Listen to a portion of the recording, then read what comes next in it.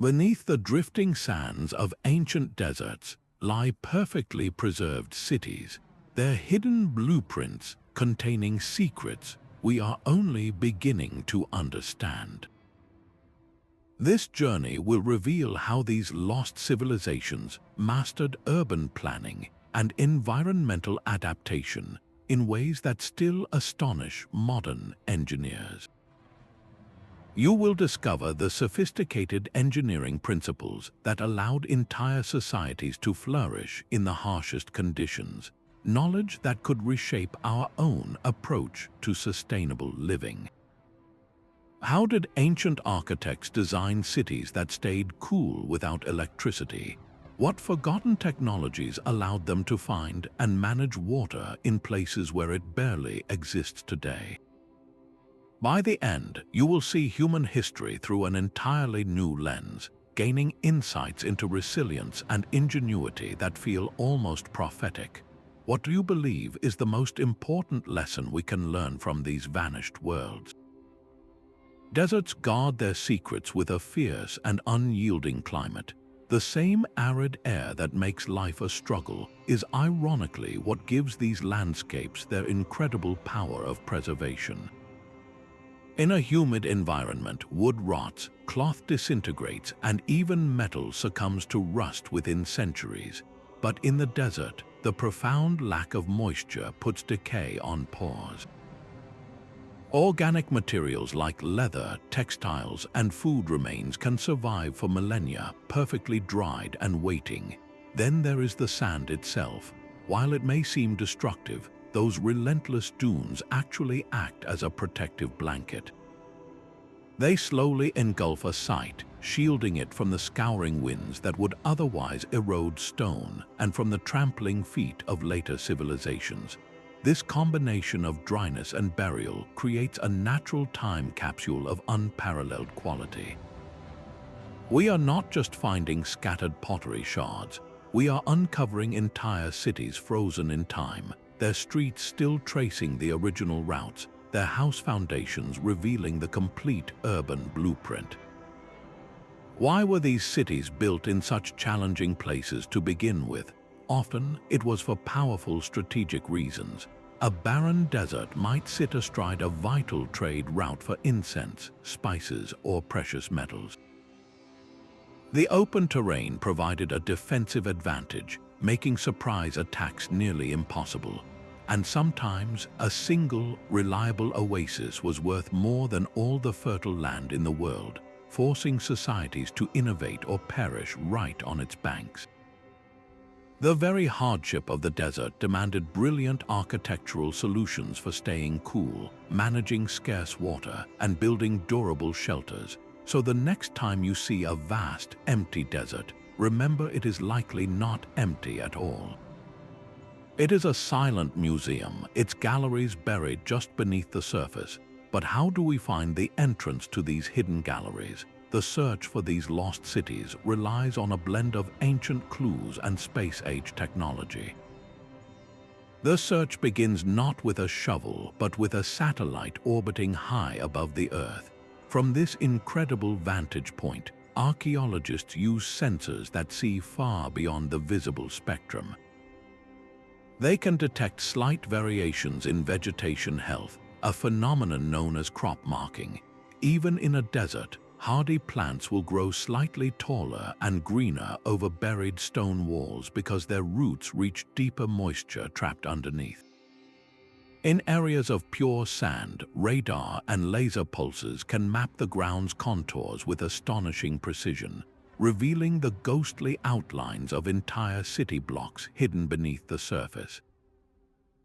This technology, called LIDAR, works like a form of high-tech echolocation, painting a three-dimensional picture of the landscape and everything buried within it.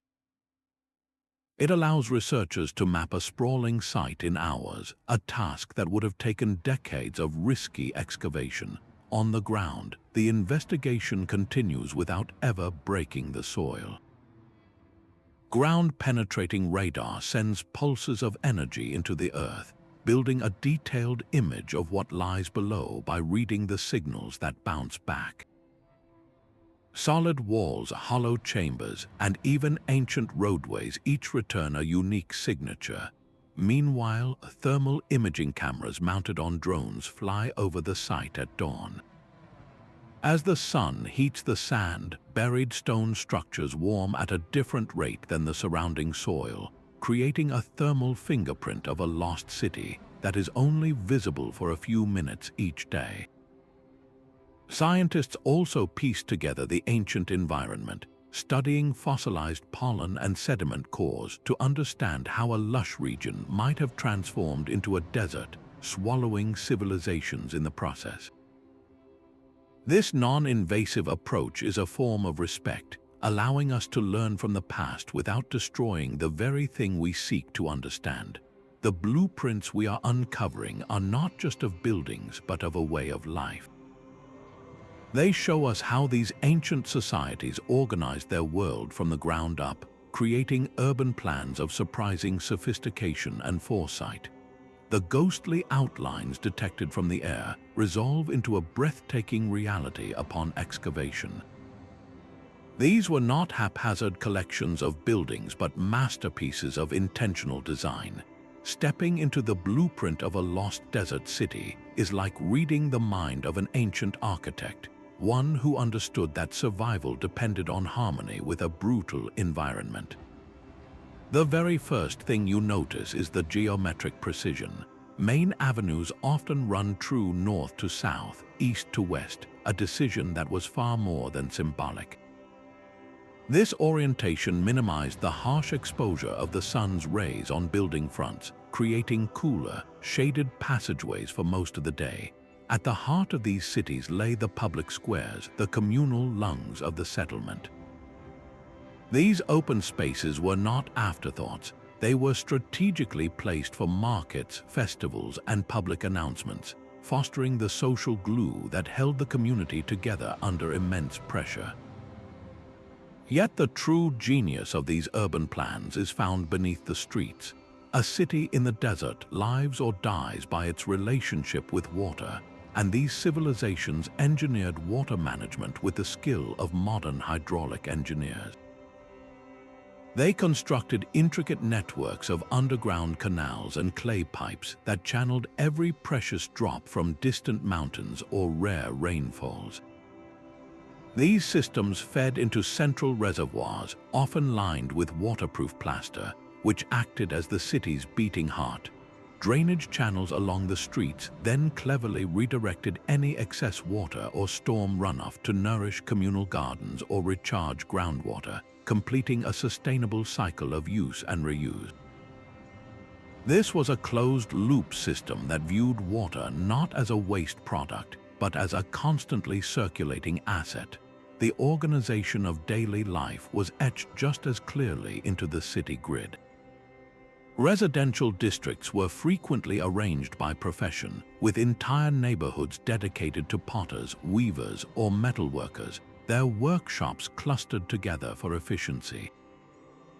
Or the layout reflected social hierarchy, with more elaborate homes for the elite situated closer to the cool, elevated center, and simpler dwellings for laborers radiating outward.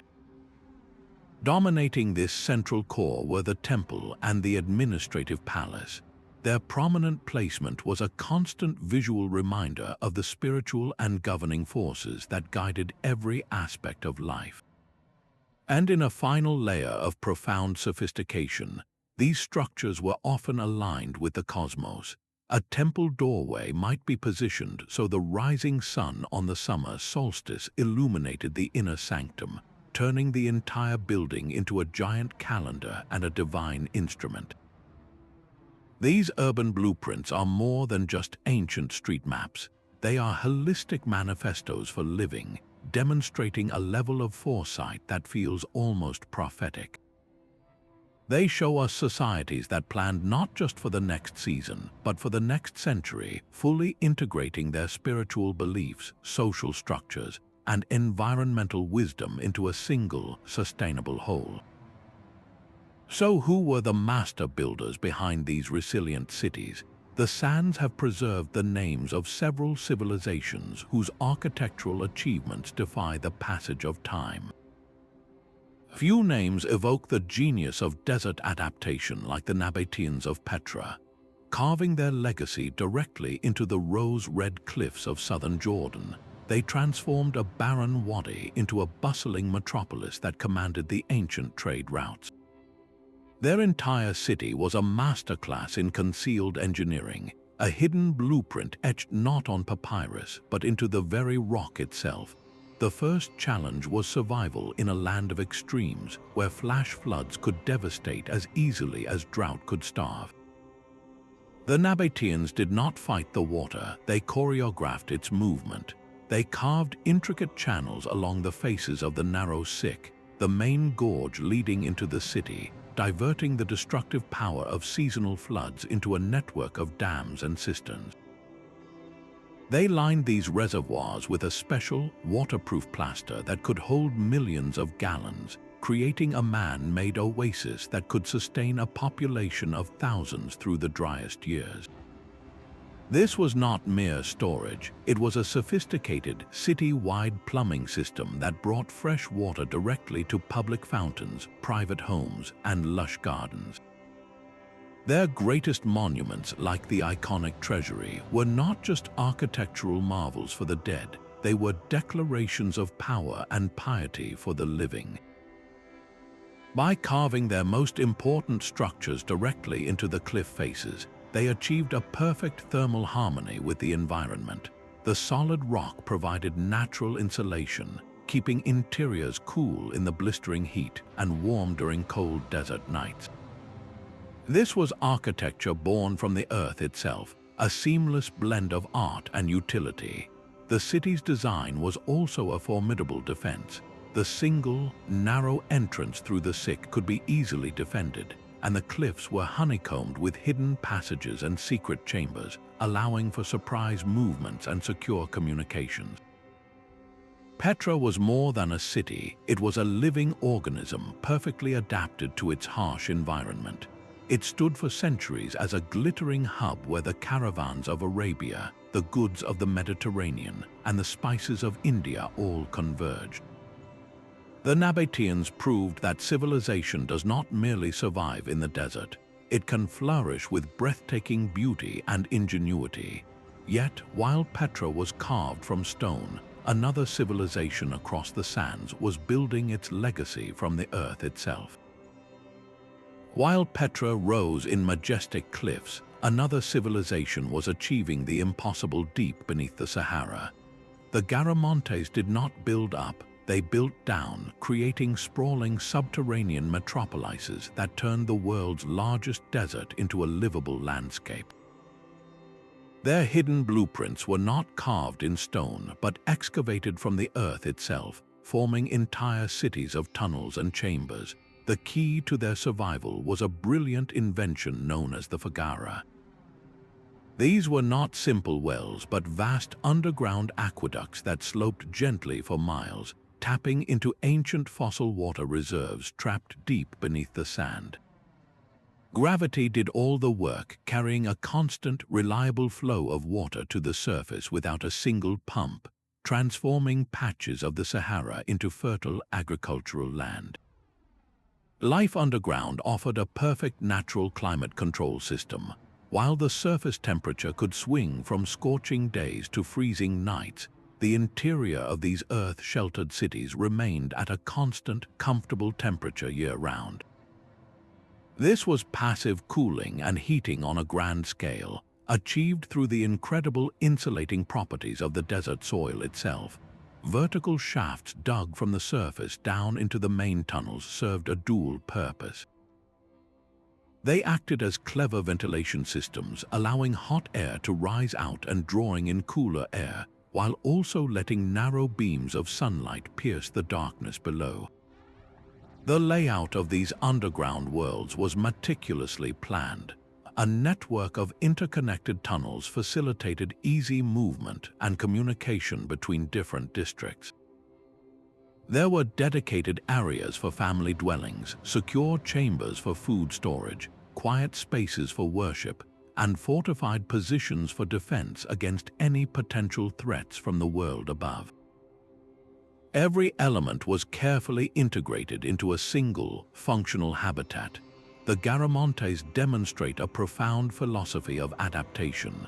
They did not try to conquer their harsh environment with towering structures, but instead chose to work in harmony with it, using the Earth's own properties to create a safe and sustainable home. Their legacy forces us to expand our definition of a city and reconsider what truly makes a space habitable. It shows that human ingenuity can flourish not just on the land, but within it. This deep understanding of their environment was often shaped by external forces, particularly the flow of wealth and ideas from distant lands. The very design of desert cities was frequently dictated by their role as vital hubs along sprawling trade networks. The flow of commerce across the desert was the lifeblood that gave rise to a unique form of architecture.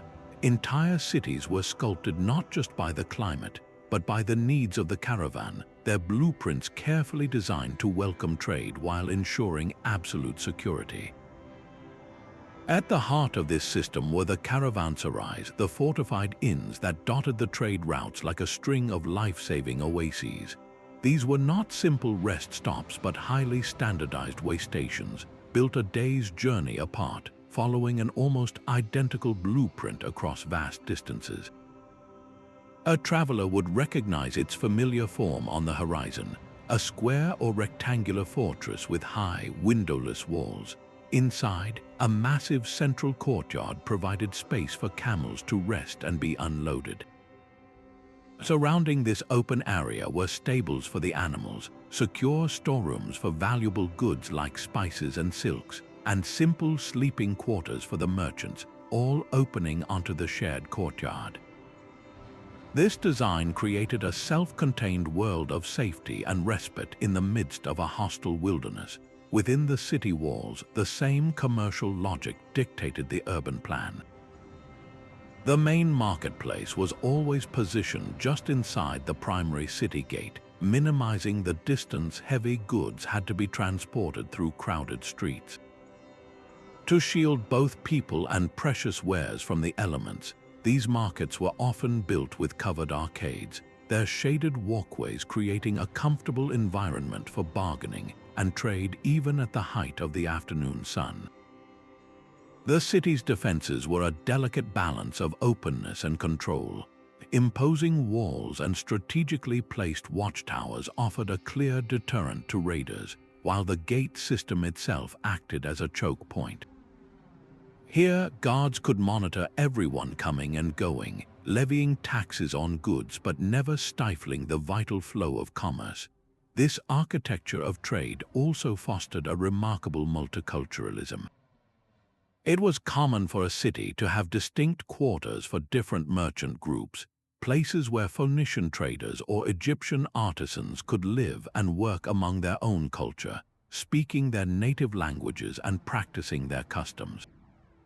Yet these separate districts were always connected by shared public spaces, the main squares and bathhouses where ideas and innovations could mingle as freely as the goods being sold.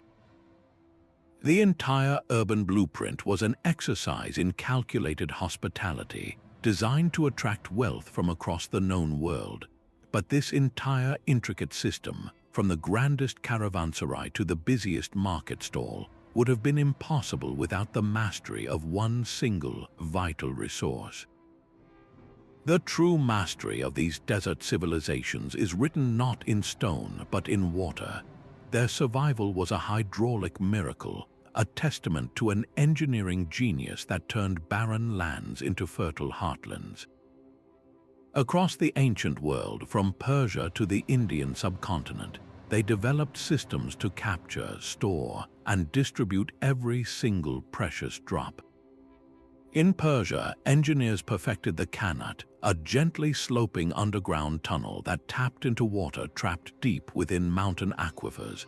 This was gravity-fed irrigation at its most elegant, delivering a steady, cool flow to the surface without a single pump all while being completely shielded from the evaporating desert sun. In the Thar Desert of India, communities responded to the same challenge with breathtaking artistry, carving immense stepwells deep into the earth. These were not merely sources of water, they were inverted temples, their intricately carved steps descending like a staircase to the gods, allowing access to the water table even as it fluctuated with the seasons. Every element of these systems was designed for maximum efficiency. Underground channels lined with waterproof plaster prevented precious liquid from seeping into the thirsty ground. Filtration chambers filled with sand and charcoal ensured the water was clean enough to drink, and when the rare, powerful desert rains did come, the entire city was ready. Drainage channels carved along streets would swiftly direct the floodwaters away from structures, but never to waste. Instead, they channeled the torrents into a network of cisterns and reservoirs, capturing a sudden bounty for the long, dry months ahead. The placement of these water sources dictated the entire urban blueprint. A public well or a major cistern became the anchor around which a neighborhood would grow. The path of an irrigation channel determined the layout of agricultural fields, which in turn shaped the city's eventual borders. Reservoirs were often monumental in scale and beauty, their edges decorated with sculptures and inscriptions, transforming a practical necessity into a public celebration of life itself. This was urban planning in its most fundamental form, a recognition that water is the first architect and all else follows. With the relentless challenge of survival so elegantly solved, these societies could turn their attention from the earth beneath their feet to the heavens above, building monuments that reached for the stars. The stones themselves seem to speak of the stars. For these ancient desert builders, the spiritual and the scientific were not separate paths but a single, unified way of understanding the universe. This profound connection is etched into their most sacred blueprints, where temples and monuments became both houses of worship and sophisticated astronomical instruments. The alignment of a doorway or the placement of a single pillar was often calculated with breathtaking precision to capture a specific celestial event. On the morning of the summer solstice, the first ray of sunlight would pierce the main gate of a temple, travel down a long, dark corridor, and illuminate a statue of a god in the inner sanctum. This transformed the entire structure into a giant calendar, marking the longest day of the year with a beam of divine light. The winter solstice and the equinoxes were similarly honored, their moments of cosmic balance commemorated in stone and shadow. These events dictated the rhythms of life, signaling the time to plant, to harvest, or to begin a sacred pilgrimage. This celestial choreography extended to the very layout of the city.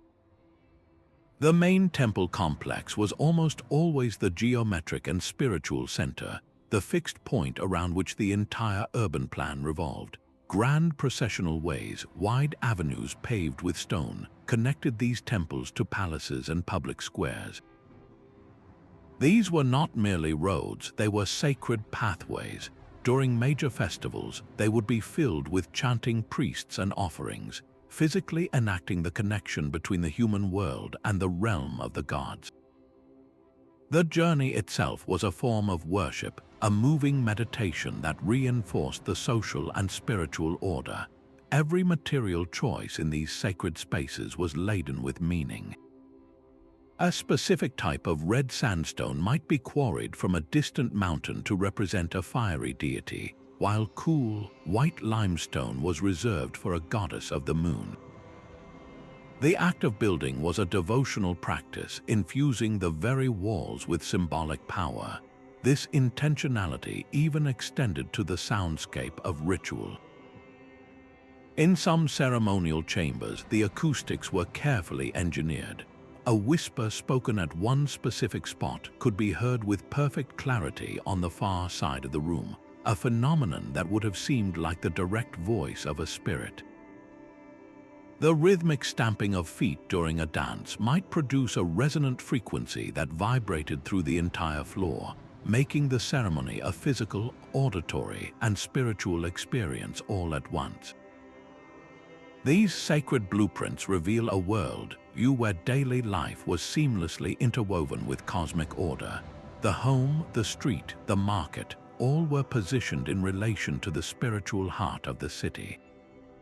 This level of integration required more than just faith. It demanded an advanced grasp of geometry and mathematics. The perfect squares, the precise angles, the harmonious proportions, all point to a deep understanding of numerical principles that govern both heaven and earth. These mathematical principles were not abstract theories, but the living language of construction. The golden ratio, approximately 1.618 to 1, appears with uncanny frequency in the layouts of temples and tombs across the ancient world. This specific proportion, found in the spiral of a nautilus shell and the branching of trees, was instinctively pleasing to the human eye. Ancient architects harnessed this natural harmony, using it to determine the relationship between a building's width and height, or the placement of a doorway within a wall. The result was architecture that felt inherently balanced and beautiful, but this was far more than decoration. This same ratio often coincided with points of greatest structural stress, subtly reinforcing walls and creating an inherent stability that has allowed these ruins to stand for millennia. Their geometry was both art and engineering in a single, elegant solution. This mastery extended to complex three-dimensional forms. To span a wide space without modern steel or concrete requires genius.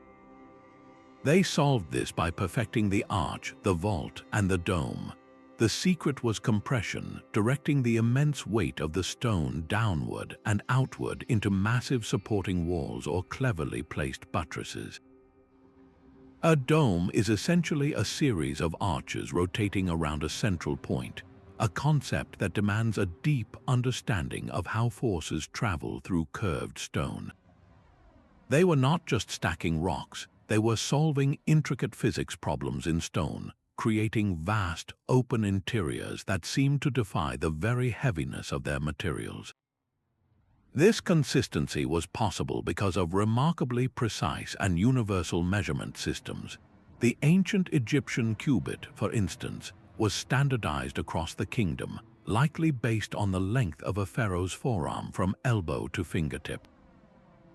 This meant that an architect in Thebes and a foreman in Memphis were working from the same blueprint, ensuring that every column and every brick would fit together perfectly, even if they were quarried and carved hundreds of miles apart. This mathematical precision governed the entire urban landscape. The dimensions of a city block, the width of a street, even the size of a standard dwelling, were often derived from a central mathematical constant or a sacred number. This created a rhythmic harmony throughout the city, a visual and spatial order that made the environment feel coherent and intentional. A resident would have subconsciously felt this order every day, walking through streets and past buildings that all related to each other through a shared, invisible code.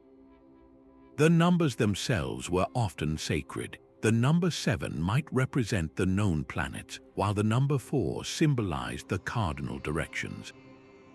By building these numbers into the dimensions of a temple, the structure became a physical model of the cosmos, a place where heaven and earth met. The line between a calculator and a philosopher was blurred, if it existed at all.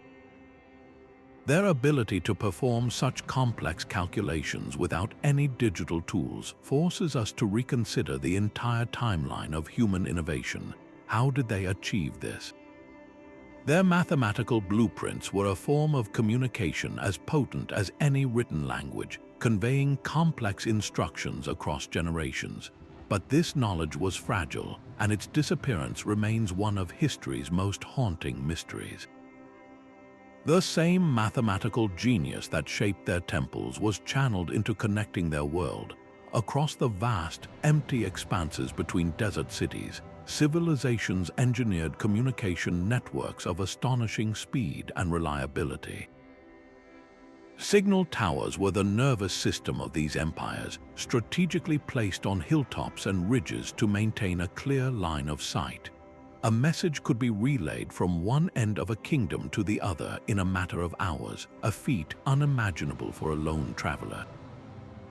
During the day, plumes of specially coded smoke, perhaps different colors or patterns, would convey urgent news.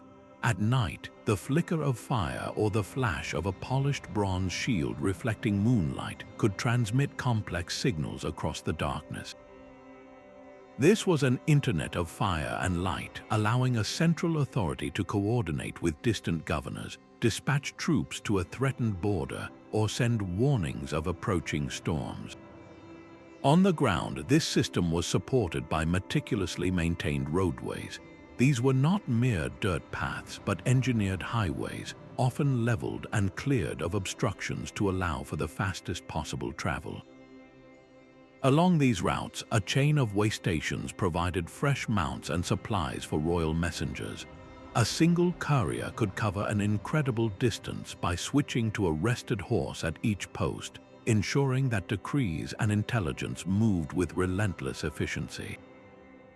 Standardized stone markers placed at regular intervals served as milestones, informing travelers of the distance to the next city, but they also frequently bore carved inscriptions. These were the bulletin boards of the ancient world, announcing new laws, tax regulations, or the glorious deeds of the ruling monarch. The entire system was designed to shrink the desert, transforming a landscape of isolation into one of integrated control. At the heart of this network sat the administrative center, a hive of organized information. Within these buildings, specialized scribes worked in quiet rooms filled with the tools of their trade. They meticulously recorded everything on clay tablets and papyrus scrolls, from grain harvests and tax receipts to legal disputes and diplomatic correspondence. These archives were the empire's memory, a tangible record that allowed for the management of resources, the enforcement of consistent laws, and the preservation of history itself. This intricate web of signals, roads, and records reveals a level of social organization that rivals modern states. It was the glue that held complex societies together across impossible distances. But such valuable networks of communication and trade required an equally sophisticated system to protect them from those who would seek to disrupt or plunder. Every street and every wall was designed with an unspoken rule: security first. In the harsh economics of the desert, where resources were scarce and threats could emerge from the empty horizon, defensive architecture was not an optional feature but the very foundation of a city's blueprint. These civilizations mastered the art of making their environments work for them, using the land itself as their primary shield. They built their strongholds atop sheer-sided mesas or tucked them into the crook of a winding canyon, forcing any approaching army to navigate a deadly, exposed gauntlet. The natural rock face became an impenetrable outer wall, saving immense labor and materials while presenting a formidable challenge to any would-be attacker. The man-made fortifications built upon this natural foundation were marvels of tactical foresight. The main city gate was rarely a simple opening. It was a complex killing zone, often designed as a baffled entrance that forced invaders to make a series of sharp turns, breaking their momentum and exposing their unshielded sides to defenders above. From these superior positions, archers could fire through narrow, downward-sloping slots that gave them a wide field of fire while offering almost no target in return. Above the gate passage itself, murder holes were cut into the ceiling, allowing defenders to drop stones, pour boiling liquid, or shoot arrows directly down onto anyone who managed to breach the outer doors. Every element was calculated to maximize the disadvantage of the attacker. This defensive mindset extended deep into the city's heart. the residential districts were not laid out in simple grids. Instead, they were intentionally designed as a labyrinth of narrow, winding alleys. For a resident, these were familiar, shaded pathways between homes. For an invader who breached the outer walls, they became a terrifying maze of dead ends, choke points, and ambush spots. The tight turns prevented the formation of a charging line, while the high, windowless walls on the ground level gave defenders on the rooftops perfect vantage points. The entire neighborhood could become a multi-level fortress in moments. Preparedness for a prolonged siege was engineered directly into the urban infrastructure. Secret tunnels, known only to the city's leaders and guardians, provided hidden escape routes to the outside or connected key strongholds within the walls. Even more crucially, secure and hidden water sources were integrated into the city's plan. A secret spring might be accessed through a concealed opening in a temple basement, or a backup cistern, completely unknown to outsiders, was built beneath a public square. Granaries were fortified and their locations scattered, ensuring that even if one food store was captured, the city could survive on its reserves. The city was designed to endure. Vigilance was maintained across vast distances. A network of watchtowers was established on high ground, each within clear sight of the next. During the day, a sentry might signal with a polished shield, flashing a coded message. At night, the glow of a beacon fire could relay a warning across the desert in a matter of minutes, giving the city precious time to secure its gates and muster its defenders. This entire system, from the grandest cliff wall to the smallest arrow slit, was not added later.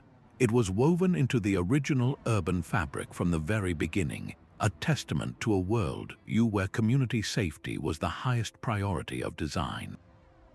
But protecting the physical city was only half the challenge. Governing the people within it and managing the complex economy that sustained them required a different kind of blueprint altogether. The blueprint for power was etched directly into the city streets. At the very center of the urban plan, adjacent to the main temple, stood the administrative district. This was the city's brain, a complex of imposing buildings made from the most durable stone. Inside, scribes worked tirelessly in vast, cool halls, their reed pens scratching across clay tablets and papyrus scrolls. They recorded every detail of civic life, from tax receipts and land ownership to legal judgments and military conscription. This mountain of documentation was the empire's memory, allowing for the fair distribution of resources and the consistent application of law across vast distances. A specialized bureaucracy managed everything, with different departments for finance, agriculture, and justice, all operating from this centralized hub. The proximity to the temple was no accident. It fused divine authority with earthly governance, suggesting that the ruler's decrees were not merely human laws but the will of the gods themselves. This centralization of power was mirrored in the city's social geography. The layout of residential areas was a clear map of the social order. The most powerful families, the priests, officials, and wealthy merchants, lived in spacious, well-appointed homes clustered around the administrative and religious core. Their proximity to the centers of power was both a symbol of status and a practical necessity for daily governance. As you moved outward from this elite core, the city unfolded in concentric rings of decreasing influence. The artisans and skilled craftsmen occupied the next ring, their workshops and homes forming distinct districts for potters, weavers, and metalworkers. On the very periphery, often nestled against the outer defensive walls, lived the agricultural laborers and other essential workers. This spatial hierarchy was a form of silent, constant social control, reinforcing the structure of the society every time a person walked from their home to the city center. Yet, despite this clear hierarchy, these cities were designed for civic participation. The public square, whether called an agora or a forum, was the democratic heart of the urban blueprint. This open space was not left to chance. It was a carefully designed arena for civic life, surrounded by colonnades that provided shade for merchants and philosophers alike. From a raised stone platform, a town crier would announce new laws, tax changes, or declarations of war, ensuring every citizen heard the news directly. It was here that people gathered to debate local issues, settle minor disputes, and feel the pulse of their community. This space fostered a shared identity, a sense of belonging to something larger than one's family or trade. It was a pressure valve and a unifying force, allowing for the controlled expression of public opinion within the framework of a centralized state. The ultimate test of this administrative genius was its preparation for crisis. Scattered strategically throughout the city, often built into the foundations of temples or public buildings, were the state granaries. These were not simple storage sheds but fortified, climate-controlled structures designed to preserve vast quantities of grain, dates, and other dry goods for years. Their distribution was a calculated risk management strategy. By placing reserves in multiple locations, the city ensured that a single fire or localized disaster could not wipe out the entire food supply. Similarly, the network of cisterns and reservoirs was a public utility, managed and maintained by the central administration to guarantee water for all, especially during a siege or a prolonged drought. This was governance made visible, a promise of stability carved into the very infrastructure of the city. The entire system, from the tax collector's ledger to the public granary, relied on one fundamental thing: accurate knowledge. To govern a territory, you must first know its shape, its resources, and the number of people within it. This leads to a profound question. How did these ancient civilizations, without satellites or airplanes, map their world with such startling accuracy? Their world was mapped with a cartographer's eye, long before the first paper chart was ever drawn. Ancient surveyors looked to the heavens to anchor their world, using the unwavering paths of the sun and stars to establish true north with astonishing precision. They would track the sun's shadow cast by a simple vertical rod, a gnomon, marking its shortest shadow at noon to find a perfect north-south line, and its arc from sunrise to sunset to pinpoint the east-west axis.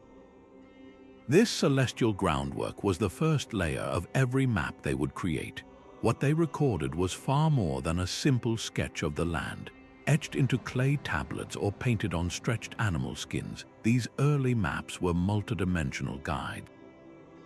They depicted the serpentine paths of river valleys, the daunting rise of mountain ranges, and the vital, life-giving locations of oases.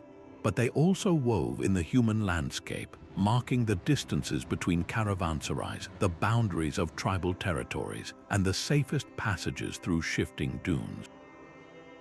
This was practical knowledge made visual, a blueprint for survival and commerce. The consistency of these maps across hundreds of miles was made possible by standardized units of measurement.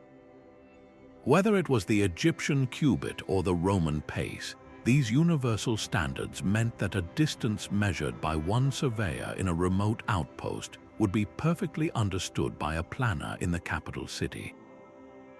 This allowed for the coordinated development of infrastructure, from digging a new irrigation canal to paving a new royal road, ensuring every project fit seamlessly into the empire's grand design. Some cultures took this spatial understanding into the third dimension. Archaeologists have discovered intricate scale models of entire city districts or sacred complexes, carved from stone or fashioned from clay. These were not mere decorative objects, they were functional planning tools. A priest-architect could use such a model to visualize the sight lines from a temple doorway, or to calculate the precise number of bricks needed for a new fortification wall, solving complex logistical problems before a single stone was laid in its final place.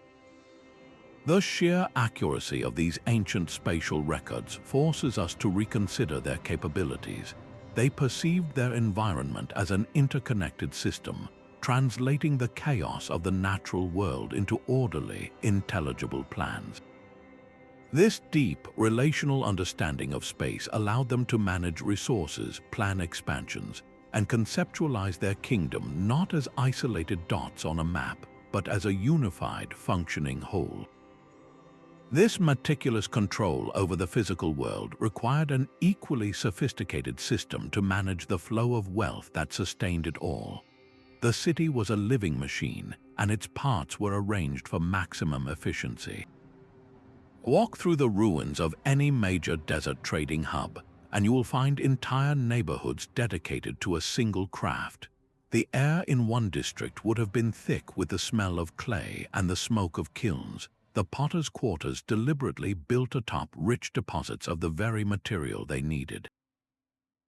In another, the constant, rhythmic hammering of metalworkers would have echoed from workshops positioned conveniently near the roads leading from distant mines, minimizing the costly and arduous transport of heavy ore.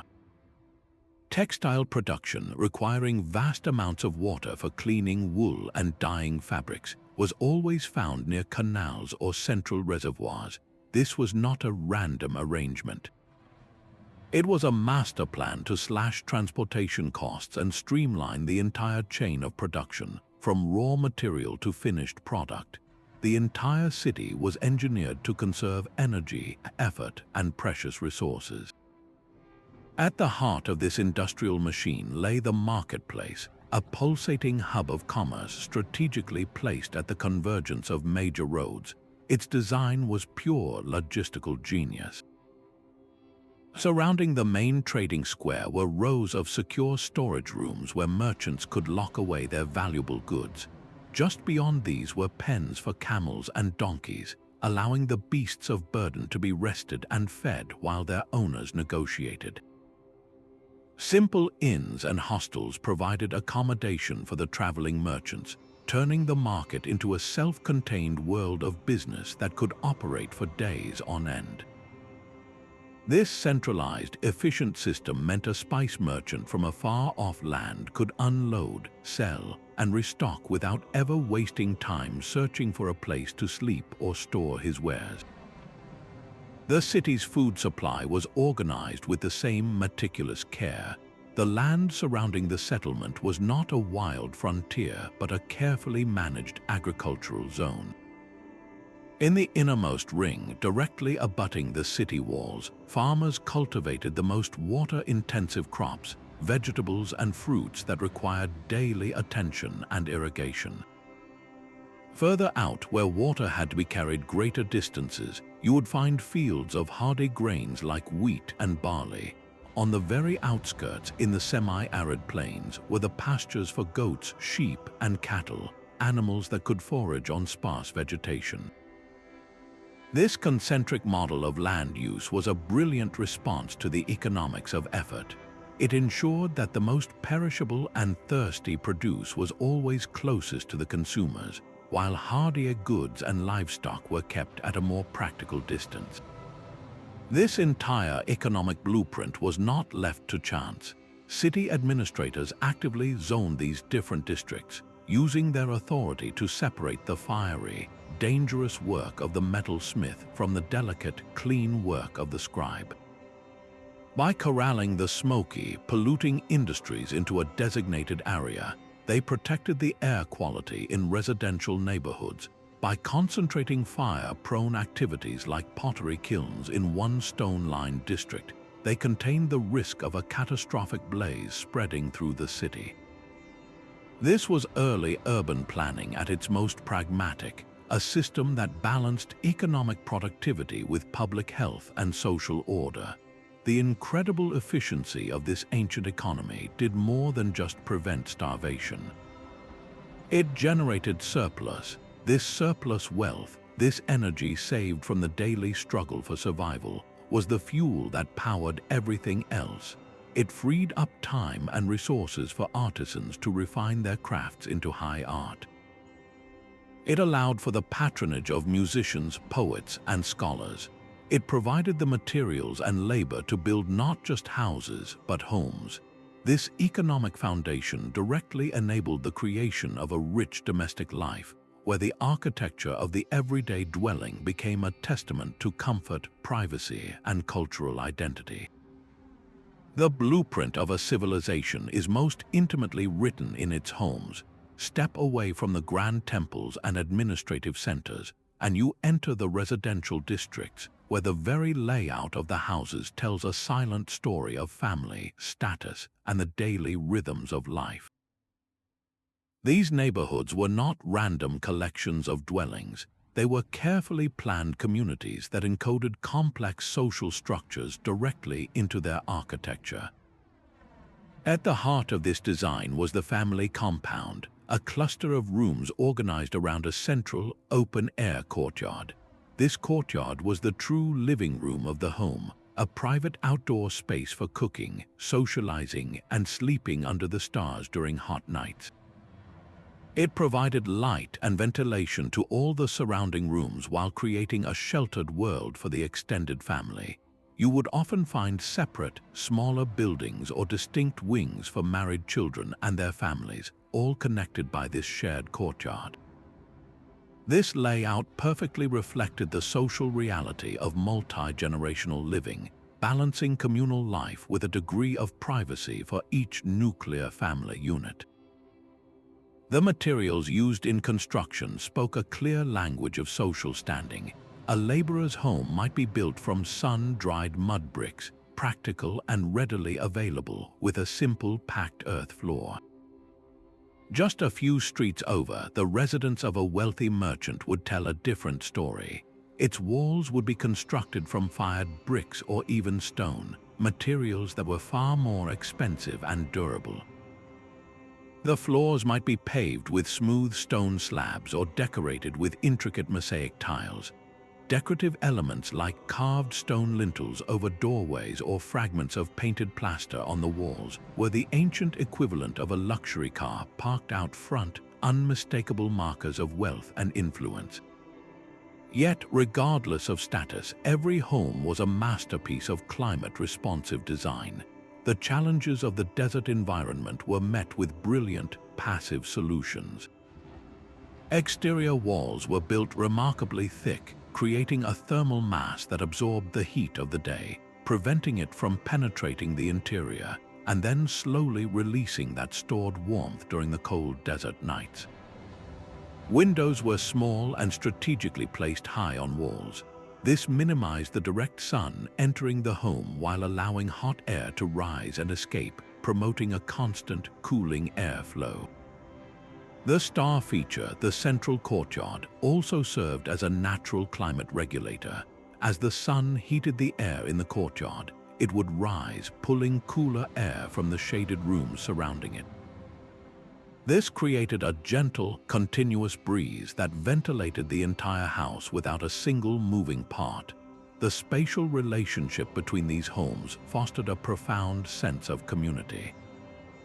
Narrow, shaded alleyways wound between compounds, encouraging chance meetings and neighborly conversation. Dead-end streets often culminated in a small, shared plaza with a communal well or oven, creating natural gathering spots that strengthened social bonds. This design cleverly created a gradient from public to private space. You moved from the bustling main street to the quieter semi-public alley, to the private gate of your family compound, and finally into the secluded intimacy of the courtyard. This architecture respected the need for both community interaction and family solitude. These residential blueprints show a sophisticated understanding of human needs. They were not just shelters from the elements, they were environments engineered to support rich cultural traditions and a stable domestic life. The comfort and security of the home provided the foundation from which people could engage fully with the wider world. This intricate dance between private life and public duty was choreographed in the city's grandest shared spaces, where community identity was forged and celebrated. The city's public squares were its living rooms, vast open spaces where the entire community could breathe and connect. Imagine the central plaza on a typical morning, already bustling with activity. Farmers from the surrounding countryside would have laid out their produce on woven mats, their voices mingling with the calls of spice merchants and the rhythmic hammering of coppersmiths. This was not just commerce, it was the daily news cycle, a place to hear about a birth in a neighboring district, a dispute over water rights, or the arrival of a caravan from a distant land. The strategic placement of these plazas at the intersection of major roads ensured a constant flow of people, making them the perfect spot for a town crier to climb onto a stone platform and deliver official proclamations. Everyone, from the wealthiest merchant to the humblest laborer, passed through this shared ground, reinforcing a sense of common identity and belonging. For relief from the oppressive heat, residents flocked to the public baths. These were far more than just places to get clean. They were sophisticated social clubs and community centers. The architecture itself was a marvel of hydraulic engineering, with separate rooms for hot, warm, and cold plunges, all supplied by the city's intricate network of aqueducts and reservoirs. Here, in the steam-filled chambers, the social hierarchies of the street momentarily softened. A government official might find himself relaxing next to a potter, their conversations weaving together gossip, business deals, and philosophical debates. The baths were a great equalizer, a space where information and ideas flowed as freely as the water. Similarly, shaded walkways lined with fragrant trees and decorative pools provided a tranquil escape. These were the quiet corridors of civic life, where friends could stroll and talk, or a person could find a moment of solitary contemplation away from the crowded streets. Cultural identity was actively forged in the city's dedicated performance spaces. The amphitheater, often carved into a natural hillside, was the community's television and house of worship combined. On its stone steps, the entire city could gather for religious pageants that reenacted creation myths, for musical performances that preserved ancestral melodies, or for comedic plays that satirized the follies of everyday life. These shared experiences created a powerful collective memory, binding the audience together through laughter, awe, and a common understanding of their place in the world. The very design of these spaces, with their carefully engineered acoustics, ensured that even a whisper from the stage could reach the furthest spectator, making everyone feel included in the ritual. The distribution of these amenities was a deliberate act of equitable planning. While the grandest plaza and temple might anchor the city center, smaller neighborhood squares, local bathhouses, and community gardens were scattered throughout the residential districts. This ensured that no citizen was ever too far from a place of community and respite. It was a clear architectural statement that social well-being was a public responsibility, a vital ingredient for a stable and resilient society. This profound investment in the collective experience reveals a civilization that understood its strength lay not just in its walls or its wealth, but in the bonds between its people. Fostering this social cohesion required more than shared spaces. It demanded a system to pass down knowledge and skills to the next generation, ensuring that the community's hard-won wisdom would not be lost. The knowledge of these civilizations was far too precious to be left to chance. Deep within the temple complexes, behind walls thick enough to ensure a constant, cool temperature, scribes worked in dedicated scriptoria, their hands moving with practiced care. These were not merely rooms, they were knowledge factories where every important text, from legal codes and astronomical charts to epic poems and medical recipes, was meticulously copied onto durable papyrus scrolls or fired clay tablets. The architectural design of these spaces was itself a tool for learning. Large, high windows provided consistent, natural light for the exacting work, while the quiet, cloistered environment fostered the deep concentration necessary to avoid a single costly error in transcription. This systematic copying was the ancient world's backup drive, ensuring that a single disaster would not erase the collective memory of the people. The storage of this knowledge was an engineering challenge in its own right. Libraries were not just collections of scrolls, they were highly organized archives. Clay tablets were stored on labeled shelves in a specific order, while precious papyrus scrolls were kept in individual clay jars or wooden boxes to protect them from moisture, insects, and physical damage. This careful organization allowed a scholar to locate a specific text on property law or a specific star chart without a frantic, time-consuming search. The system was designed for both preservation and access, a balance that modern librarians would instantly recognize. Beyond the scriptorium, specialized structures advanced entire fields of human understanding. An astronomical observatory was often a tower with a precisely aligned viewing slot, allowing priests to track the movement of a planet against a fixed stone marker. A medical school might be attached to a temple of healing with treatment rooms, spaces for the preparation of herbal remedies, and even areas for surgical training. Philosophical academies were frequently designed around a central courtyard, encouraging the paced, contemplative walking that aided deep discussion and thought. The very layout of these educational facilities reflected their pedagogical methods. Small, intimate rooms were reserved for one-on-one tutoring or the close study of a complex text. Larger halls with tiered seating accommodated lectures for dozens of students, the acoustics carefully shaped so a teacher's voice could carry to every corner. Some cultures mastered the art of memory through architecture itself. They built memory theaters, physical spaces where specific information was mentally linked to specific locations, like a statue in a niche or a painting on a certain column. A scholar learning a long epic poem or a complex legal code would take a mental walk through this theater, retrieving each piece of information by visiting its assigned spot. This technique transformed the abstract task of memorization into a tangible, spatial journey, leveraging the human brain's innate ability to remember places and routes.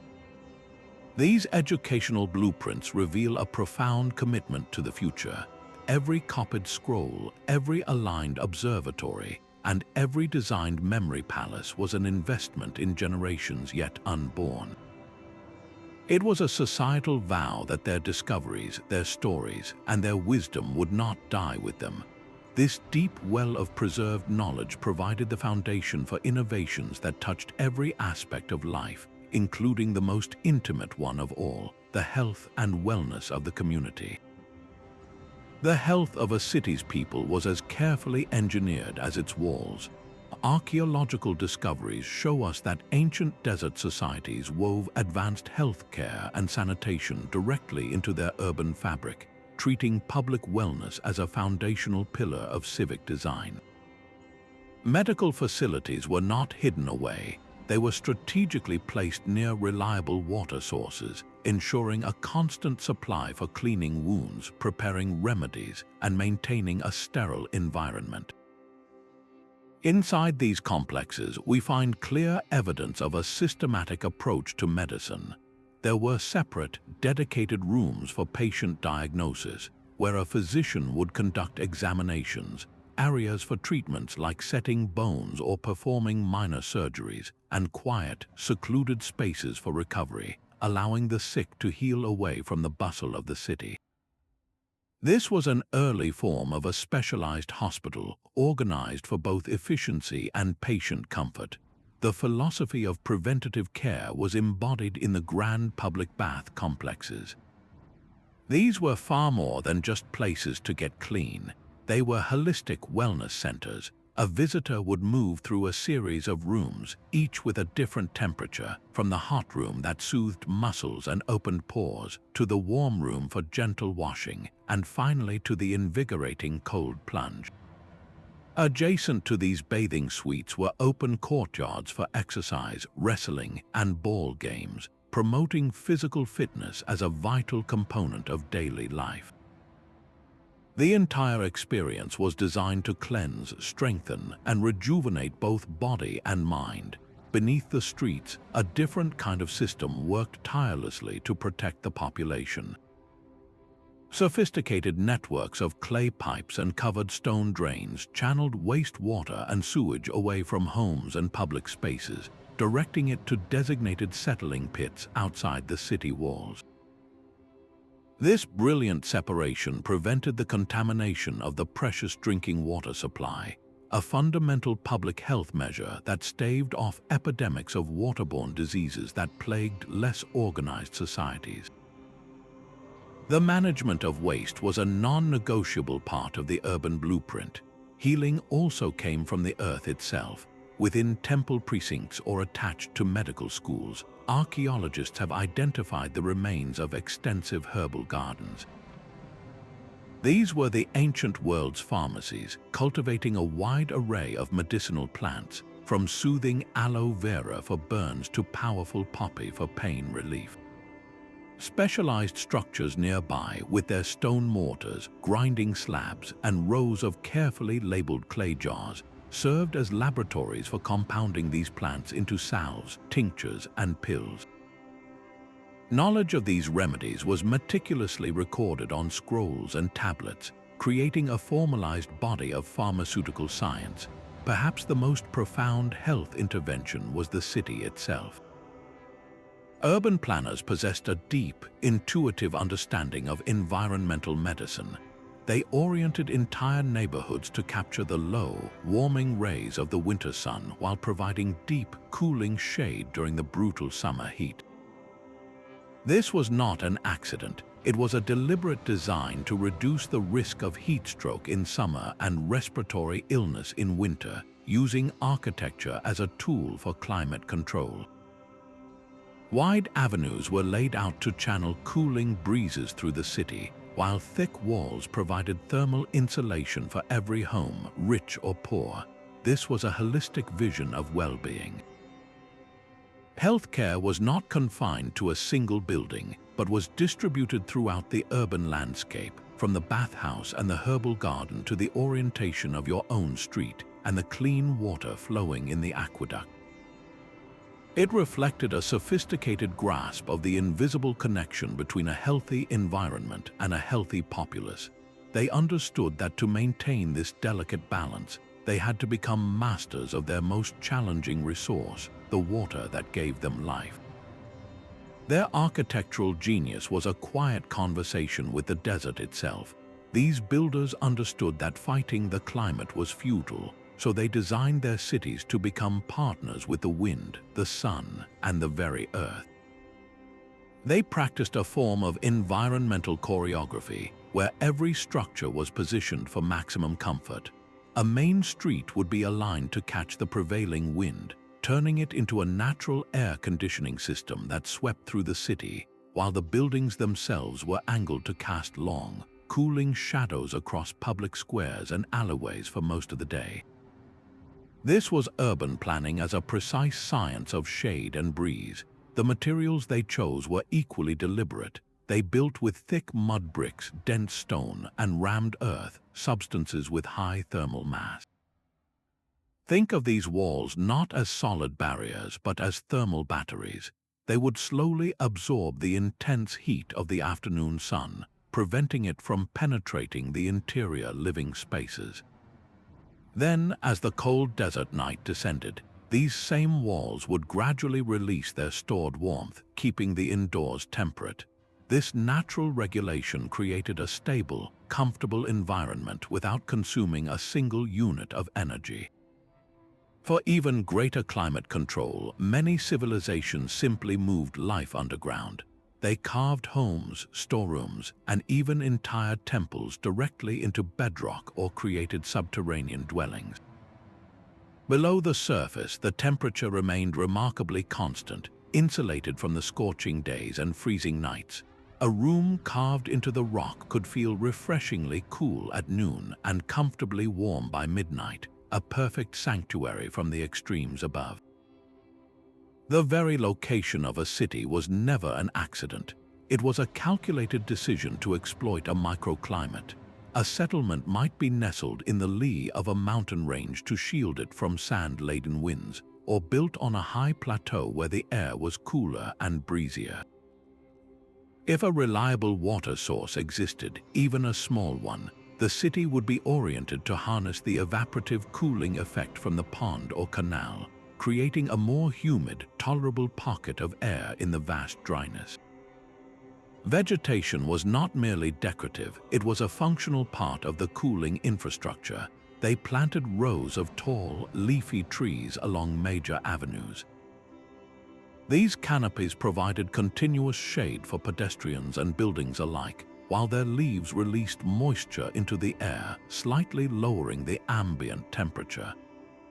Courtyards were rarely barren. They were transformed into lush gardens with fruit trees and flowering plants. This greenery did more than just please the eye. It actively combated the heat island effect, where built-up areas become significantly hotter than their natural surroundings. The entire urban blueprint was a masterclass in working with nature, not against it. This deep ecological wisdom enabled them to live sustainably for centuries because their environmental strategies were inherently linked to a profound respect for their resources. The true legacy of these cities is written in their waste, or rather, in their remarkable lack of it. These societies perfected a circular economy long before the term existed, viewing every byproduct not as garbage, but as a potential resource waiting to be redirected. Nothing was truly discarded. The ash from pottery kilns and household fires, rich in minerals, was collected and mixed into agricultural plots as a soil amendment, improving fertility for the next season's crops. Broken pottery, which would fill a modern landfill, was crushed into small, sharp fragments called grog. This grog was then mixed into new clay for pottery, strengthening the final product and reducing the amount of new raw clay required. In metalworking districts, slag, the stony waste material left over from smelting, was often crushed and used as a durable, free aggregate for road building and construction foundations. This was a world where one industry's waste literally paved the way for another. Their most precious resource, water, was managed with a reverence that extended to its second and third uses. Sophisticated systems were designed to capture grey water, the relatively clean waste from bathing, laundry, and kitchen sinks. This water was channeled through settling tanks where solids would sink, allowing the clarified water to flow onward. It was then directed through sand and gravel filters for further purification before being released to irrigate the vast vegetable gardens and orchards that fed the city. This practice ensured that not a single drop of water performed just one task. It was made to work again and again, stretching the city's liquid lifeline to its absolute limit. The very bones of the city were built from the land itself, a strategy that conserved immense amounts of energy. Builders did not import marble from across continents. They used what was under their feet. Sun-dried mud bricks made from local soil, straw, and water were the primary building block. These bricks provided excellent insulation and could be produced on site with virtually no transportation cost. When stone was used, it was quarried from the nearest available outcrop. This reliance on local materials created an architecture that seemed to grow organically from the landscape, its colors and textures blending seamlessly with the surrounding environment. The energy saved by avoiding long-distance transport of heavy materials was then available for the community's more complex projects. Daily life was designed for minimal exertion. The urban blueprint intentionally clustered homes, workshops, and markets within easy walking distance of one another.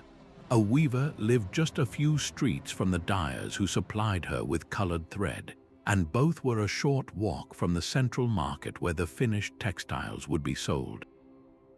This compact design drastically reduced the need for internal transportation, saving time, energy, and the resources required to maintain a fleet of carts and animals. The city functioned like a well-oiled machine where every essential part was within reach, making life not only more efficient but also more communal. This efficiency reached its zenith in their agricultural practices.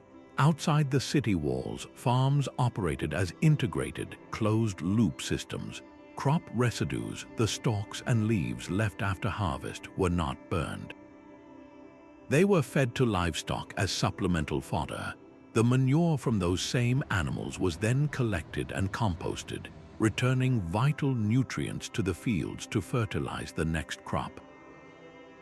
In some cultures, fish were even raised in irrigation canals, their waste providing natural fertilizer for the plants, while the plants helped to purify the water.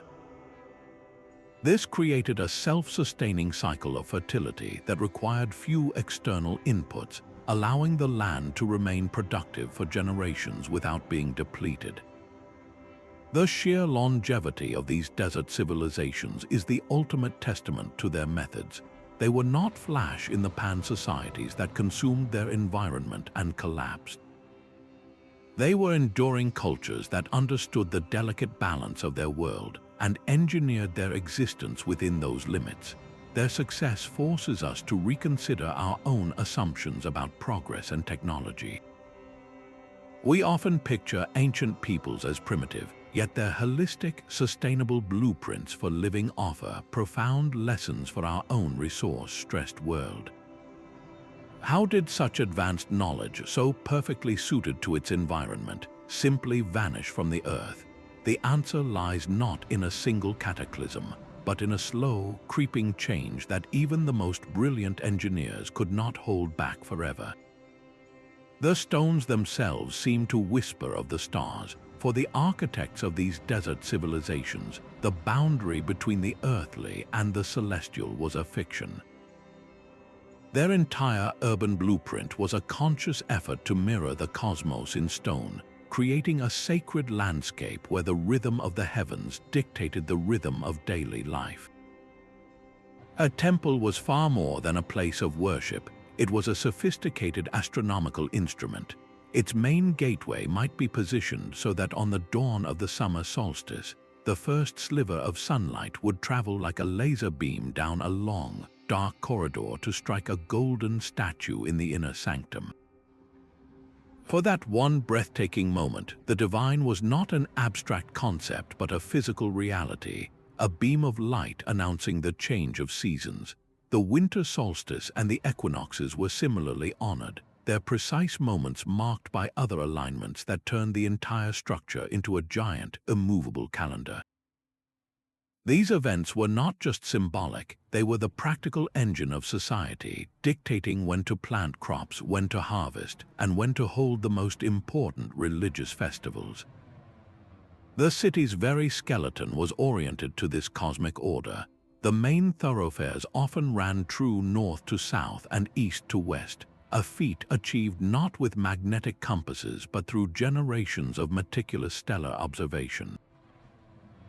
Priests would track the circumpolar stars, those that never set, using their fixed positions to determine true north with astonishing accuracy. This cardinal grid was then stamped onto the landscape, a permanent reminder that human order was a reflection of celestial order. Even the common residential districts branching off these main axes participated in this grand alignment, ensuring the entire community lived within a framework that was literally heaven-sent. This celestial choreography was engineered into the most intimate spaces. Some structures contained precisely angled light shafts or specially placed windows that remained dark for the entire year except for one single day.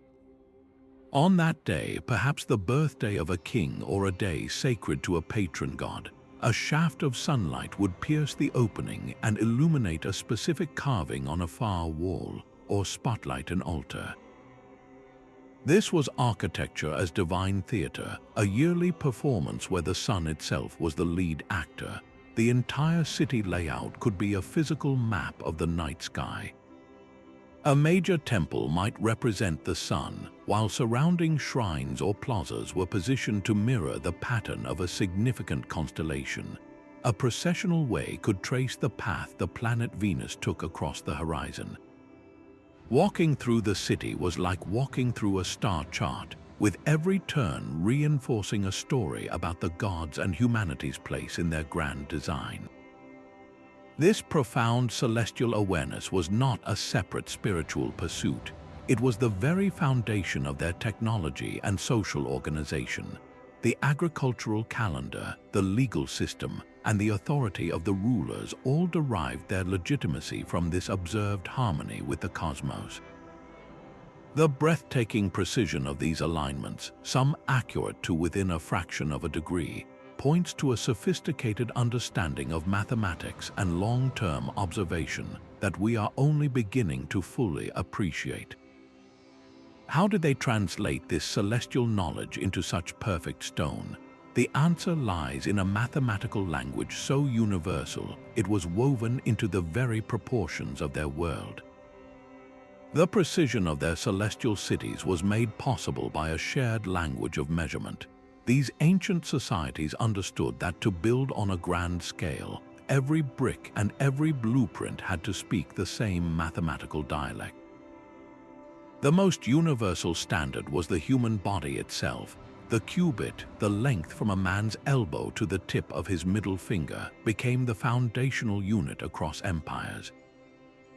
A smaller unit, the palm, was the width of the hand, and the digit the width of a single finger. This meant that any worker, from the master architect to the apprentice, carried the primary tool of their trade with them at all times. They did not need complex instruments to communicate a measurement. They could simply use their own arm. This created an intuitive and immediately accessible system that ensured a column carved by one artisan would fit perfectly into the capital prepared by another, even if they worked miles apart. Archaeologists have unearthed finely crafted royal cubit rods made of stone or precious wood, often found in temple workshops. These were the master copies, the reference standards against which all other measuring sticks in the kingdom were calibrated. This ensured that a cubit in the capital city was exactly the same length as a cubit in a distant frontier outpost. The consistency is staggering, with surviving examples from the same period differing by less than a millimeter. But their precision went far beyond simple length. They developed sophisticated tools for ensuring perfect angles. The set square, a simple wooden or bronze tool in the shape of a right triangle, allowed builders to check that walls met at 90 degrees, creating the stable, rectilinear layouts we still admire today. For circles and curves, they used the chord and peg, a simple yet brilliant compass that could scribe everything from the rim of a ceramic pot to the vast foundation of a ceremonial platform. Their volumetric measurements were just as meticulous. Standardized vessels marked with official seals have been found in marketplaces and administrative centers. A merchant selling grain or a tax collector levying a portion of the harvest would use the same certified container, preventing disputes and ensuring fairness in trade and taxation. This was a system designed for trust as much as for accuracy. The true genius of these systems, however, lies in how they encoded deeper knowledge. The royal cubit was not just a random length, it was often subdivided in ways that reflected mathematical constants. Some scholars argue it was divisible into segments that correspond to pi or the golden ratio, meaning these profound relationships were built directly into the dimensions of every temple and tomb. A builder using the standard cubit rod was, without even realizing it, weaving cosmic harmony into the very fabric of his work. This connected the practical act of construction to a grand philosophical worldview, where the human scale and the scale of the universe were intimately linked. The persistence of these standards for thousands of years speaks to their profound effectiveness. A pharaoh launching a new pyramid project could be confident that the measurement system established by his ancestors centuries before would still be perfectly understood and applied by every engineer and laborer on the site. This cultural and technical stability is almost unimaginable today. It allowed for the seamless execution of projects that spanned generations, creating the timeless, harmonious cities that stand as a testament to their unified vision. This commitment to perfect measurement would have been meaningless, however, without an equally advanced knowledge of the very materials they were measuring. Their architectural legacy was built from the earth itself. The choice of materials was never arbitrary. It was a direct response to the environment, using what the land provided to create shelters that were both comfortable and astonishingly durable. The most common building block was the humble adobe brick, a masterpiece of simplicity and efficiency. Workers would mix local clay with sand, straw, and water, then pack the mixture into wooden molds and leave it to bake in the relentless sun. The straw acted as a natural reinforcement, preventing the bricks from cracking as they dried and shrank. The result was a building unit with incredible thermal mass. These thick mud brick walls would absorb the desert's daytime heat, keeping interior spaces cool, and then slowly release that stored warmth throughout the cold night, creating a stable, comfortable climate inside without any need for mechanical systems.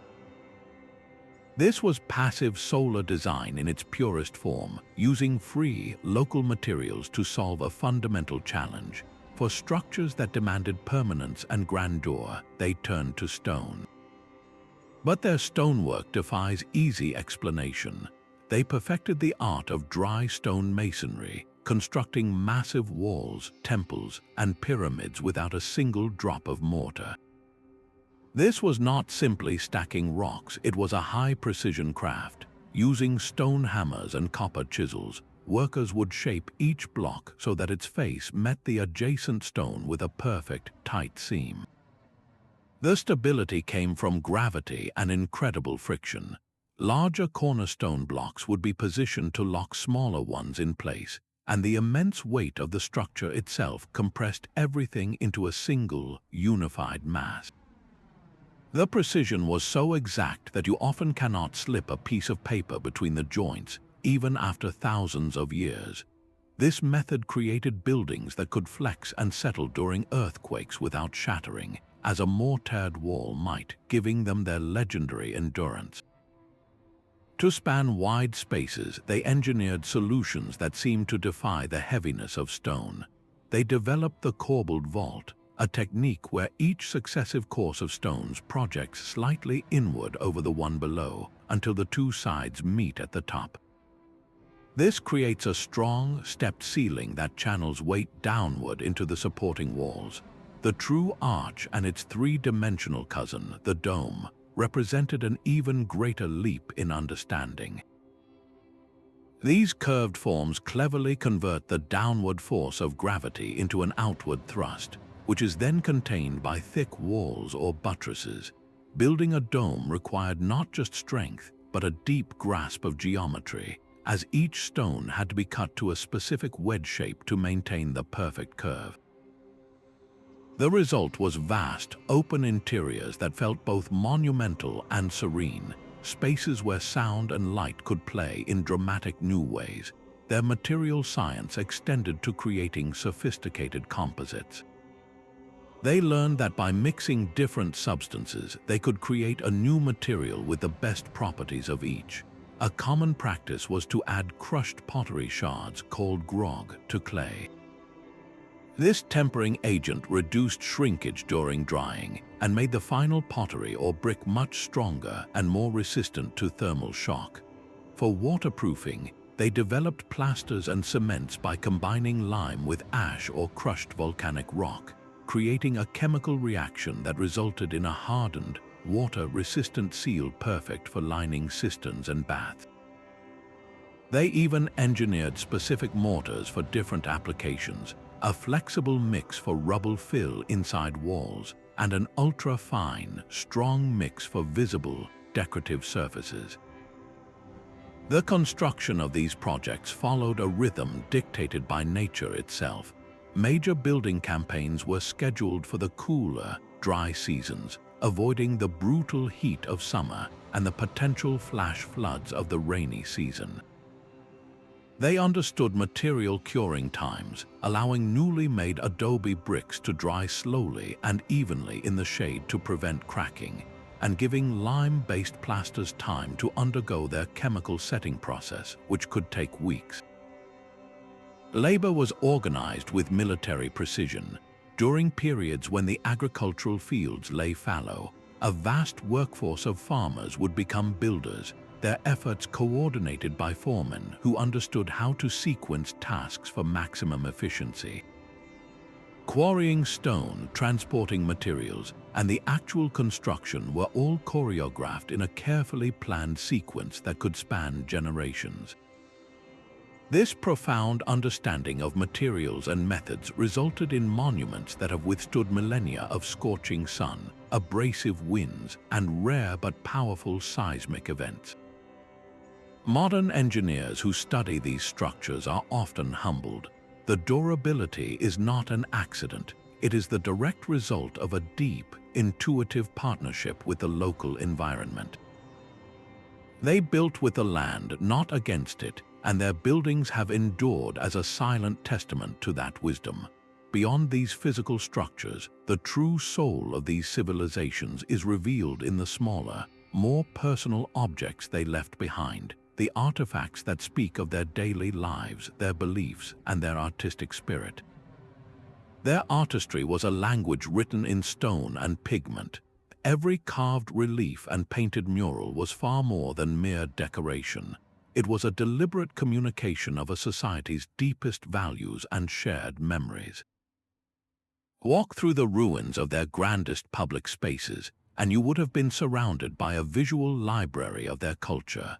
The walls of administrative buildings might be covered with vast murals depicting the ruler's most significant achievements, a military victory perhaps, or the signing of a vital trade treaty. These were not just boasts of power, they were public records teaching every citizen, regardless of their ability to read, about the events that had secured their safety and prosperity. In temples, the same walls would come alive with intricate carvings of gods and goddesses interacting with the world, visually narrating the creation myths and spiritual laws that governed their universe. A single frieze could tell the story of a great flood sent by the gods, the journey of the sun through the underworld each night, or the proper rituals to ensure a bountiful harvest. This art made the abstract tangible, transforming complex beliefs into stories that could be understood by everyone.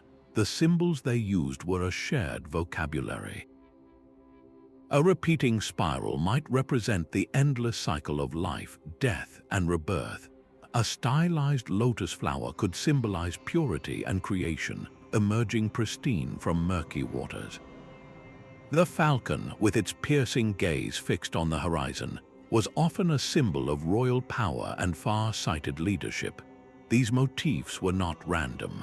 They were repeated on everything from the grand columns of a palace to the common pottery in a merchant's home, creating a consistent visual language that reinforced a common identity and a unified worldview for every member of society.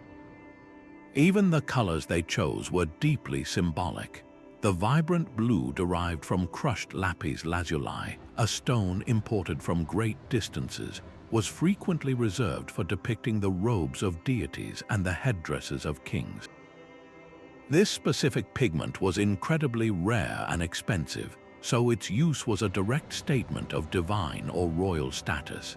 In contrast, the rich red ochre, readily available from local iron-rich clay, might be used to represent human figures, the life-giving force of blood or the fertile earth. In some cultures, white, made from gypsum or lime, symbolized purity and was used in sacred spaces, while a particular shade of yellow might be associated with the sun god and used to highlight temple entrances. This chromatic code was a silent but powerful way to communicate hierarchy, belief, and meaning to anyone who entered a space. The integration of this art with architecture was total and intentional. A temple was not a blank canvas that was later decorated. It was conceived from its foundation as a complete spiritual and aesthetic experience. The fluting on a column might mimic the reeds that grew along the sacred river. The ceiling of a tomb could be painted a deep blue and dotted with golden stars, recreating the night sky and placing the deceased directly within the cosmos. The very proportions of a doorway might follow the golden ratio, a proportion believed to be divinely pleasing, making the act of passing through it a harmonious experience. This created environments that engaged all the senses and elevated daily life. To walk through these cities was to be immersed in a living story, where every corner held meaning and every surface spoke of a culture's relationship with the gods, nature, and itself.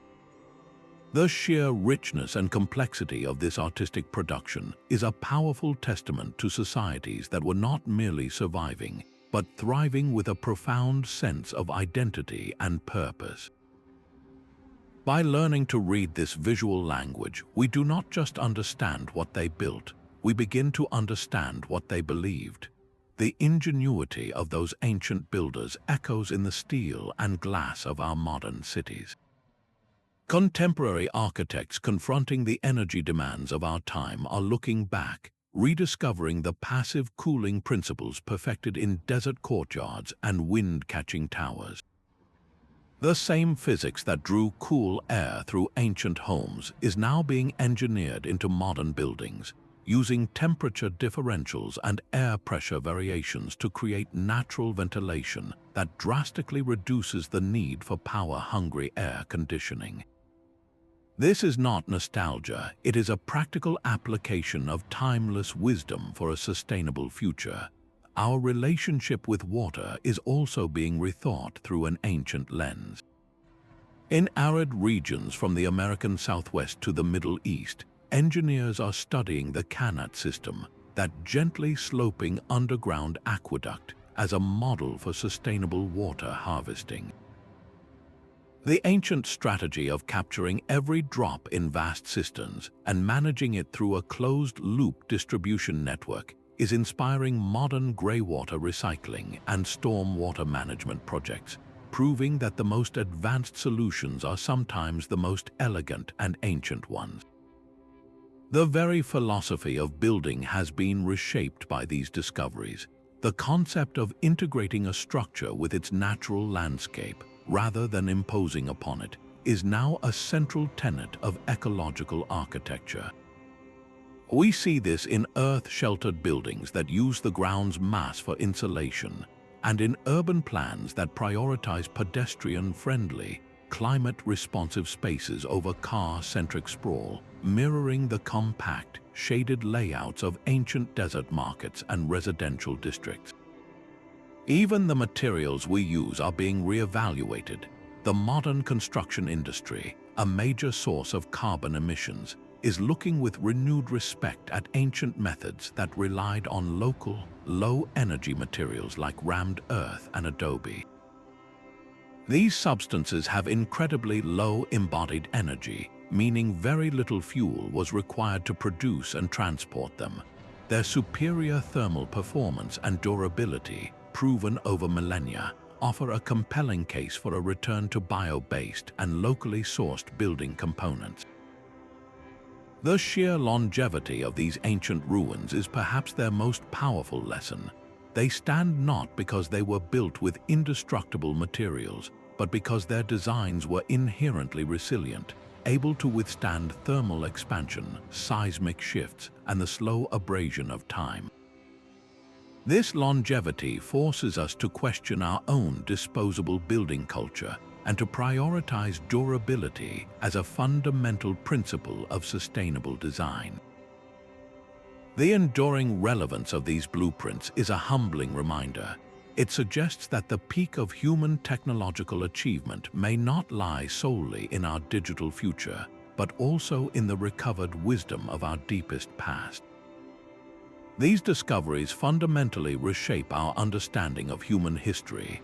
We are not on a simple upward trajectory from primitive to advanced. Instead, we see a landscape of brilliant innovations that were achieved, lost, and are now being rediscovered. This reveals a history not of linear progress, but of cycles of knowledge, where the solutions to our most pressing modern challenges may have been coded into the earth thousands of years ago, waiting for us to listen. The silent stones of the desert hold a mirror to our modern world, reflecting a forgotten kind of genius. Our journey through their hidden blueprints reveals more than just ancient history. It uncovers a profound and sophisticated understanding of how to build a society in harmony with its world. These civilizations did not merely survive their harsh environments. They engineered them into places of comfort, community, and breathtaking beauty. They achieved this with a foresight that feels almost prophetic, creating sustainable urban ecosystems that function for centuries. Their precise celestial alignments, their closed-loop water systems, and their passive climate control are not relics of a primitive past. They are masterclasses in resilience, offering powerful lessons for our own era of environmental uncertainty and resource scarcity. What if the path forward is not only about inventing new technologies, but about rediscovering old wisdoms? The way they oriented a city to catch a cool breeze or managed to grow food in the depths of a desert speaks to a different relationship with nature, one of partnership rather than domination. As our satellites and ground-penetrating radar uncover more of these buried treasures, we are not just filling in the blank spaces on an archaeological map. We are recovering a lost library of human ingenuity. The creativity of these lost societies stands as a timeless testament to human potential, proving that even under the most demanding circumstances, we possess the capacity to not just endure, but to flourish with intelligence and grace. I would love to hear which of these ancient innovations most resonated with you. Was it the mathematical precision of their temples, the ingenious underground water channels, or the sheer comfort of their climate-responsive homes? Share your thoughts in the comments below on how these rediscovered blueprints might inspire the design of our own sustainable communities tomorrow.